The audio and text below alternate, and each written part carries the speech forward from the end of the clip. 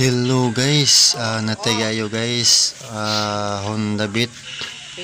So version 1 is yang Honda Beat. Problema ni guys, mag check engine. So pagsiga yang check engine guys, palyarang yang andar. So nig-andar niya, di mo malubagan, mag purot-purot ang yang andar guys. So nangaputulan ni nga wire guys, bisan todo latay mga scanner ni guys, pang diagnose nga tools.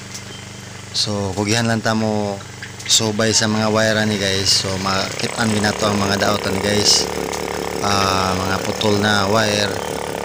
So nakita na to nga nay putol na wire, gikan sa biyahang kuan Loyos air cleaner. So nagkagud suro to siya sa kuan guys, yang air cleaner.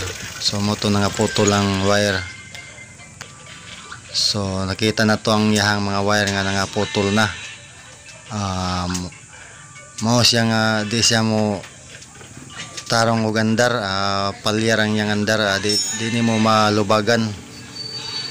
So ato na nang gisumpay, okay na siya. So ang yang check engine guys, nawala na yung check engine. So normal na. Ang yang andar po na ni guys, normal po guys. So okay na po ang yang andar, malubagan na siya. So wala na siya check engine. So okay na guys. Nanaw na pagkuhan guys sa trabaho, bisan nagwatay diagnostic tools. So kugihan lang ta mo subay-subay ang yahang mga wire, tanaw na to na bay mga lost contact or putol. So di lang ta mo surrender sa pagpangita guys sa mga daot sa mga ngunahan nga motor guys, mga ipay. So makita ginato ang mga daot guys.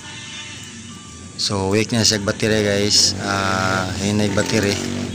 So krang-krang na sa guys.